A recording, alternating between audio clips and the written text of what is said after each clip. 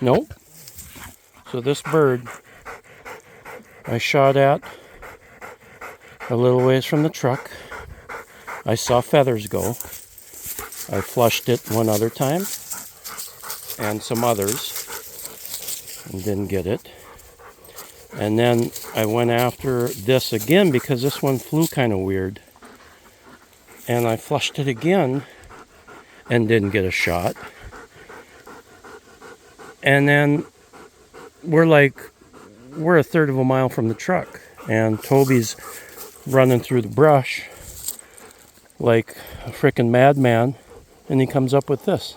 So this one got lightly hit. We followed it up 3 times. Lay down. Down. Poor thing. This is number 3 today.